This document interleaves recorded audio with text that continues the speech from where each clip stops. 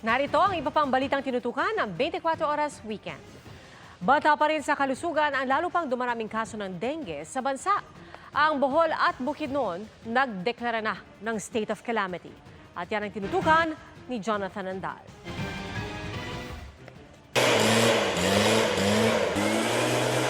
Mula sa mga gilid-gilid ng bahay, taniman, hanggang sa mga lugar na posibleng pangitlugan ng lamok, pinauusukan. Hakbang yan kontra dengue ng mga lokal na pamahalaan.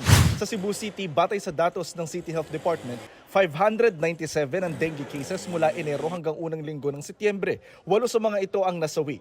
Dahil dito, inirekomenda ng Cebu City Health Department na isailalim sa state of public health emergency ang lungsod. Bukod sa fogging, nagbahagi rin ng treated nets laban sa mga lamok sa mga paaralan.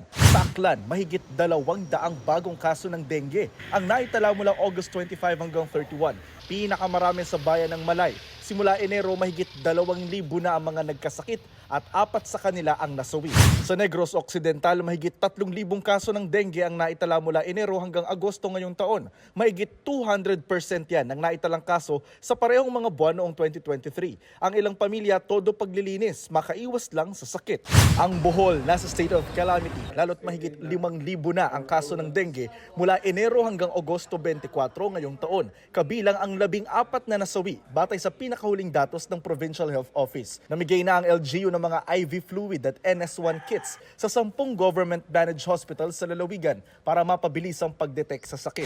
State of calamity na rin dahil sa dengue ang Bukidnon. Mahigit 5,000 ang kaso roon sa 2 lungsod at 19 na bayan, kasama ang 17 ng nasawi base sa Dengue Outbreak Investigation Report ng probinsya. Para sa GMA Integrated News, Jonathan Andal, nakatutok, 24 oras.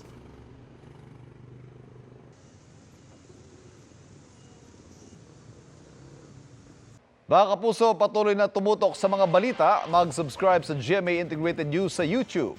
Sa mga kapuso abroad, samahan niyo kami sa GMA Pinoy TV at www.gmanews.tv.